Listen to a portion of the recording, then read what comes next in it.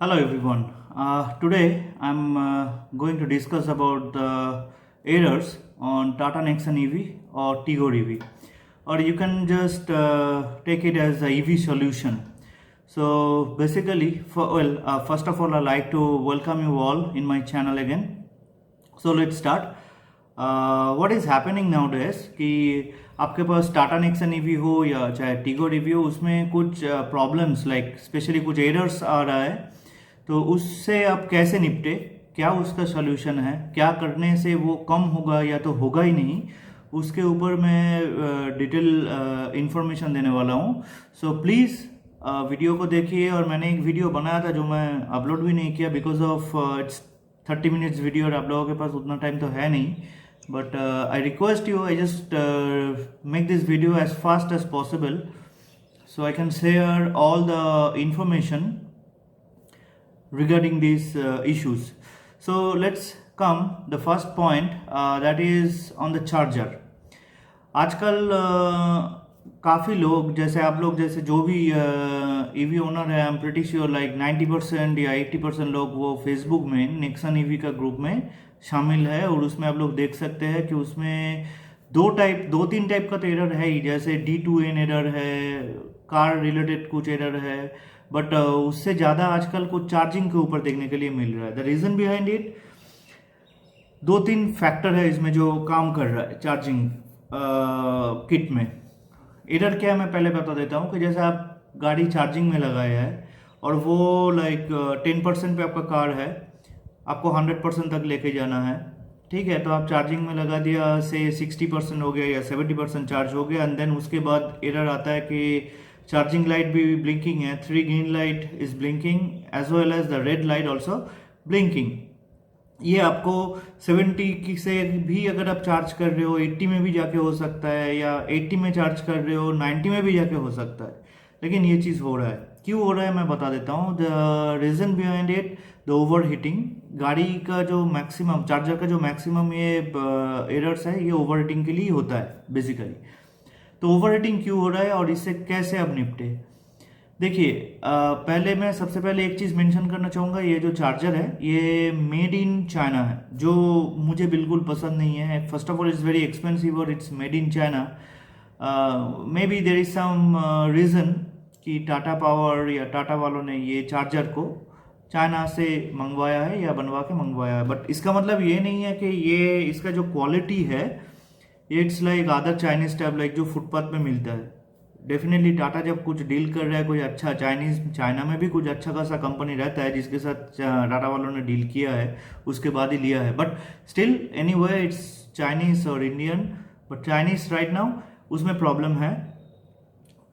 Recently जो lot market पे आया हुआ है, स्पेशली फ्रॉम एंड ऑफ दिसंबर से लेके फरवरी तक, उसमें ये प्रॉब्लम ज़्यादातर दिख रहा है। और उसमें आप चाहे कुछ भी कर लो, ये प्रॉब्लम सॉल्व नहीं हो रहा है। तो मेरे ख्याल से किसी ने अभी तक डिक्लेयर नहीं किया, बट जब मैं मेरा बाकी दोस्त लोगों के साथ बात करता हूँ जिसके पास ऑलरेडी ईवी है और जो नया लिया है, जो ये प्रॉब्लम फेस कर रहा है, तो बेसिकली मेरा जो एक आउटकम आता है मेरे तरफ से, वो है ये मैन्युफैक्चरिंग डिफ़ॉल्ट है, जिसके लिए पूरे इंडिया में जो भी ये कार लिया हुआ है ड्यूरिंग दिस पीरियड, उन लोगों का चार्जिंग में प्रॉब्लम है, उसको रिप्लेस कर लेना अच्छा रहेगा।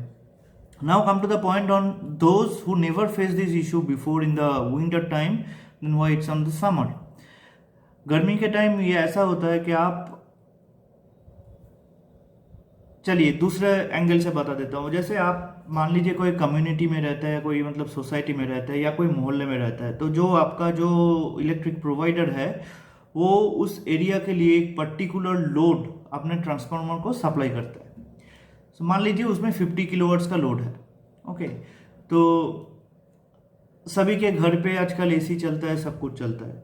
तो during the night time, okay, आप अगर उसको चार्जिंग में लगा देते हैं और गाड़ी चार्ज होना शुरू हो गया, आप आ गए वहाँ से पार्किंग से, और साथ में आप घर पे आके एसी ऑन कर दिया, तो उसमें क्या होता है, लोड में डिफरेंस आता है, लोड गिर जाता है। देन द चार्जर वो उसको जनरेट करने के लिए कोशिश करते हैं कि ताकि उसका जो एक्चुअल कंजम्पशन है वो उसको मिल जाए और गाड़ी को राइट टाइम में चार्ज कर दे। और ड्यूरिंग दिस प्रोसेस चार्जर का जो किट है वो हीटअप होता है और उसमें जो सेंसर है उसको डिटेक्ट करके बता देता है कि this is the over heating issue, so stop charging.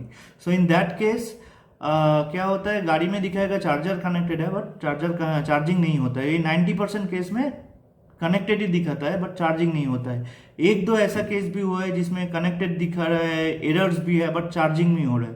But on that matter charging जो है वो एक्चुअल जो टाइम में हो जाना चाहिए वो नहीं होता है। It's take a long time because ये बहुत खींचता है because of the low voltage. हाँ, तो इसके लिए सोल्यूशन क्या है, मेनली मैं आपको बता देता हूँ। जो मिनिमम रिक्वायरमेंट है वो है 3 किलोवाट का एक मीटर, 3.2 का मीटर होना चाहिए आपके पास। अगर आपके पास 3.2 और 3 किलोमीटर का मीटर है, 3 किलोवाट का मीटर है, तो आप गाड़ी को आराम से चार्ज कर सकते हैं। बट उस टाइम पे आप एसी ऑन नहीं कर सकते हैं, क्योंकि जब आप एसी या उस रिलेटेड ऐसा कुछ हेवी इलेक्ट्रिकल इक्विपमेंट आप यूज़ करेंगे, घर पे अप्लायंसेज यूज़ करेंगे, तो उसमें आपका लोड उस तरफ भी डाइवर्ट होगा, गाड़ी में भी रहेगा, तो किसी को भी एक्चुअल लोड नहीं मिलेगा, तो इसमें प्रॉब्लम क्रिएट होगा। और साथ में मान लीजिए आपके पास 5 किलोवाट है, ठीक है, तो उसमें आप एसी चलाओ और गाड़ी भी चार्ज करो, कुछ प्रॉब्लम नहीं है। बट एक्सट्रीम समर में, जब समर एक्सट्रीम हो जाता है, तो पूरे मोहल्ले में सभी के घर पे एक दो एसी चालू रहता है, आपका भी रहेगा, आजू बाजू सबका रहेगा, तो उसमें जो मेन ट्रांसफार्मर जो प्रोवाइडर है, प्रोवाइडर ने जिस लोड दिया हुआ है ट्रांसफार्मर में, उसमें इफेक्ट आ जाता है। तो ड्यूरिंग दैट केस ऑल्सो आपके गाड़ी में चार्जिंग का ये एरर हो जाएगा। तो ये सब चीज़ों से बचने के लिए एक सिंपल सॉल्यूशन मैं आपको बता देता हूँ कि आप गाड़ी को कोशिश कीजिए मॉर्निंग 4 o'clock या 5 o'clock चार्जिंग पे लगा दीजिए, and that will be fine because early morning weather temperature also cool down, it stay calm, as well as it's give you a very good practice to wake up in the early morning. I know some people don't like it, even myself also, but yeah, that is the only way to do it. गाड़ी को जब charge करे, कोई shade में होना चाहिए, basement parking हो या कवर पार्किंग हो तो बहुत ही बढ़िया है, ऐसा जगह देख के आप चार्ज करें। मेन जो पर्पस है चार्ज, मैं अभी चार्जिंग के रिलेटेड बात कर रहा हूँ, इसके बाद मैं गाड़ी में आ जाऊँगा। मेन जो बात है, गाड़ी में जब चार्जिंग करेंगे वोल्टेज उसका सही होना चाहिए, आर्थिंग जो है वो सही होना चाहिए, क्योंकि बहुत लोग बोलते हैं कि आर्थिंग का प्रॉब्लम है, बट केसेस जब स्टडी हुआ है तो आर्थिंग फाइन है, प्रॉब्लम यही सब चीज़ों में रहता है। तो आर्थिंग अच्छा होना चाहिए और वोल्टेज वो भी अच्छा होना चाहिए, 220 मिनिमम होना चाहिए उसमें, 220, 215, 210 तक भी सपोर्ट ठीक है, उसके नीचे रहेगा तो यह प्रॉब्लम होगा। और मीटर का जो किलोवाट जो लोड है वो कम से कम 3 से लेकर 3.2 तो होना ही चाहिए, उसके ऊपर जितना जाएंगे उतना अच्छा है। तो ये करने से आपका प्रॉब्लम, चार्जिंग वाला जो प्रॉब्लम है वो सॉल्व हो जाएगा 99% केसेस में।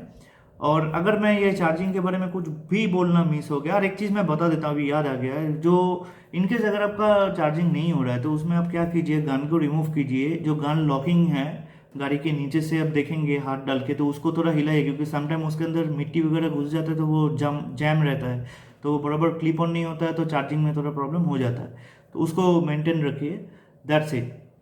Now come to the point on the car error. गाड़ी में जो D2N एरर्स है वो आज के तारीख में बहुत ही कम हो गया है, ना के बराबर हो गया है, फिर भी होता रहता है। क्यों होता रहता है वही मैं बता देता हूँ। जैसे कि D2N एक एरर हो गया, उसके बाद रिसेंटली कलकत्ता से एक भाई साहब ने हमारे ग्रुप में बताया कि भाई हम तो ड्राइविंग कर रहे थे, सब अच्छा खासा चल रहा था, suddenly AC went of, even the blower also. तो ब्लोअर भी काम नहीं कर रहा है, AC भी काम नहीं कर रहा है, गाड़ी को मैंने बंद किया, स्टार्ट किया, कुछ भी नहीं हो रहा है।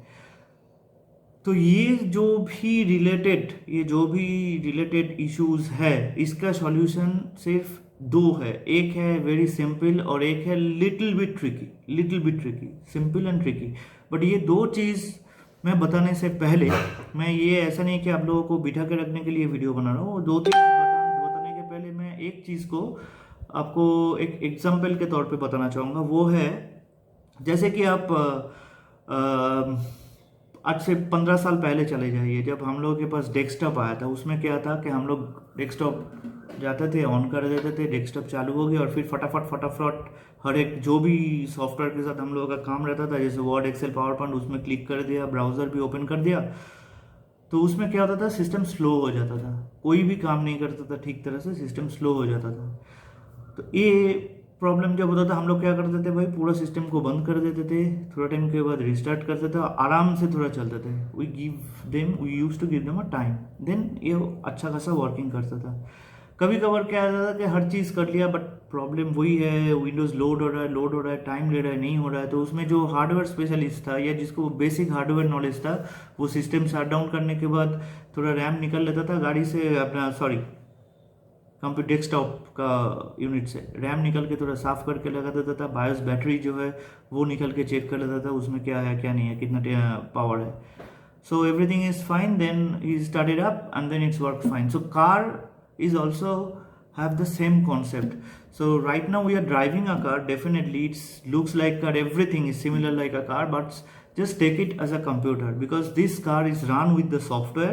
So you have to be very polite and very like friendly, basically, like you should behave with the car politely. So what you have to do, keep this practice, like once you go inside the car and you're ready for the drive, just close the door and press the button once, then second, and then press the brake and then press start. So this is the basic and normal and standard procedure.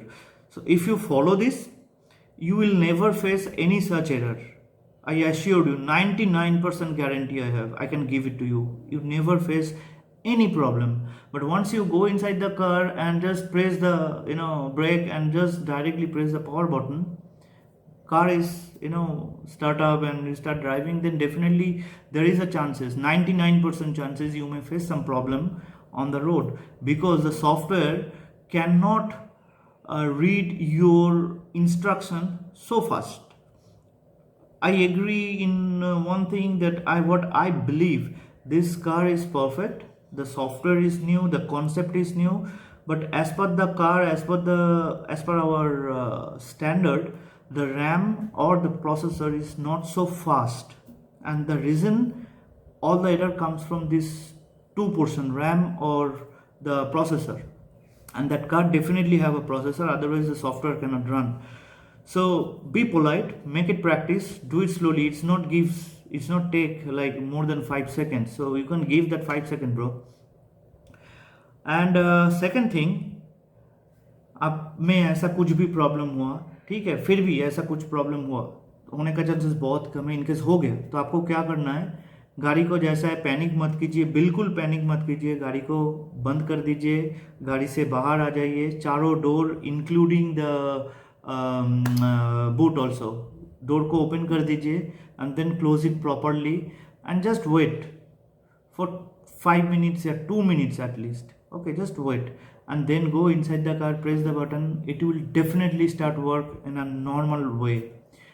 Even in some scenario, if that tricks also not works, then it comes the second option. What you have to do, shut down everything and open your bonnet, and there is a battery. Okay, so disconnect the battery connector, one of the connector, the neutral one, disconnect it and leave it like that for 5 to 10 minutes, then connect it, come back to the car and process the follow the procedures, 3 steps, start, then again press the start button, and then once the car show you the press the brake and make your car ready for the drive, then press it again. So this is how you can avoid all the errors, even you never face any such errors. दूसरा एक बात मैं आ जाऊंगा, जो लोग long drive करते हैं, मैं उन सभी लोगों से एक चीज़ बताना चाहूँगा कि भाई आप जब ड्राइविंग करते हो 70 किलोमीटर 80 किलोमीटर ड्राइव करो and give a break to yourself and to the car at least for 5 minute, at least for 5 minute. तो इससे क्या हो जाता है, गाड़ी का जो भी जो सॉफ्टवेयर थ्रू चलता है, जो भी सेंसर्स वगैरह है, जो भी मदरबोर्ड है, वो थोड़ा कूल डाउन हो जाता है। ऑलरेडी उसमें हर चीज़ इंस्टॉल किया हुआ है उसको कूल रखने के लिए, बट नेचुरल वे में भी ये कूल डाउन होता है, आपको भी थोड़ा रिलैक्सेशन मिलेगा, गाड़ी आराम से भागेगा, बीच रास्ते में आपका गाड़ी कभी आपको कोई भी प्रॉब्लम नहीं देगा। गाड़ी लेके बहुत लोगों का एक कॉन्सेप्ट है भाई, गाड़ी बीच में बंद हो जाता है, चार्जिंग नहीं है। देखिए उन नए लोगों को मैं बोलना चाहूँगा, गाड़ी बहुत बढ़िया गाड़ी है। मैं खुद ड्राइव करता हूँ, मेरे पास है। I never ever face any problem because I treat it as a computer. और थोड़ा मोटा प्रॉब्लम तो रहेगा ही, जो आईसी इंजन में भी रहता है। और ये एक नया कॉन्सेप्ट है, जब एंड्रॉयड मार्केट में आया था वो भी बहुत स्लो था, उसमें भी बहुत हैंग इशू था। तो आजकल वो ऑलमोस्ट ना के बराबर हो गया है। And Tata Motors is a very good brand, और इसका जो day by day sale record है बहुत बढ़िया है। आप परचेस कीजिए। फर्स्ट चार्जिंग स्टेशन का जो इश्यूज था वो अभी बहुत कम हो चुका है। फ्यूचर में जाके हर जगह पे, हर मोड़ पे आपको मिल जाएगा एक ना एक first charging centre. So charging लेके भी कोई प्रॉब्लम नहीं है। और एक फाइनल टिप्स, जब आप कोई भी स्टेशन में जाके फास्ट चार्ज करते हो, जब चार्जिंग पूरा हो जाता है उसके बाद गाड़ी को एटलीस्ट 5 मिनट्स दीजिए टोटल सिस्टम को सेटल डाउन करने के लिए। उसके सॉफ्टवेयर जो है वो रीड करता है, बहुत हर एक चीज़ गाड़ी का रीड करता है। उसको सेटल डाउन होने का टाइम दीजिए, ठीक है। और एक मेन पार्ट, बहुत ही मेन पार्ट मैं आपको बताना चाहूँगा जो चार्जिंग रिलेटेड है। आप सभी लोगों ने देखा होगा कि गाड़ी जब चार्ज होता है 0 से लेके 95 तक, जिस स्पीड में जाता है 95 से लेके 100 तक, last 5% it's take at least half an hour to 40 minutes. क्यों ऐसे होता है वो भी मैं आपको बताऊं। ये कोई एरर नहीं है, कोई वोल्टेज का इशू नहीं है, ये कुछ नहीं है। ये last 5% is a very very crucial part of the charging, because that time the car software detect each and every single battery pack that it has the equal power distribution, so they can top up or fill up all the power equally, so all the batteries come proper in 100%। जो first charging में ऐसा नहीं होता है। First charging में ये balanced हो जाता है। फर्स्ट चार्जिंग इसके लिए गाड़ी में माइलेज थोड़ा कम हो जाता है, तो इसके लिए टाटा भी रिकमेंड करता है हर 2 फर्स्ट चार्ज के बाद एक स्लो चार्ज मस्ट है। और वो भी कोशिश कीजिए एटलीस्ट 0 से 100 होगा तो बहुत बढ़िया है, अगर नहीं भी है तो 10% से लेके 100 तक जाइए। तो इससे आपका बैटरी का लाइफ बहुत बढ़ जाएगा, माइलेज बढ़ जाएगा। और गाड़ी का जो स्पीड वगैरह है वो तो अलग सा टॉपिक है, ये एरर वाला नहीं है। Try to stay within 60 to 70, even 80।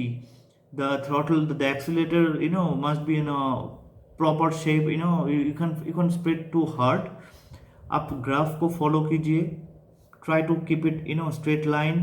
So straight line never possible, but not so much up and down। So once it's like little bit of wave, it's mean you definitely going to get a 230 to 245 kilometer from the battery, from the 100% charge। So that's all. फिर भी ये video इतना speed में बोलने के बाद भी video 18 minutes का हो गया है। Thank you very much. कुछ भी क्वेश्चन रहेगा, कुछ भी है, आप प्लीज़ कमेंट्स में लिखिए। और एक रिक्वेस्ट, सब्सक्राइब कीजिए चैनल को और ये चीज़ को शेयर कीजिए बाकी लोगों में, जिसको पता नहीं है उसको भी थोड़ा हेल्प हो जाएगा। Thank you very much, and next video comes within 2 days or 3 days, is regarding some interesting about the upcoming EVs. In the market there is a lot of video that the Nexon EV coming, but I can assure you Nexon EV, that long runner, whatever you call, the big battery pack, is not coming. So what is coming, I will let you know. Stay tuned, please subscribe and share this video. Thank you very much and have a very good day.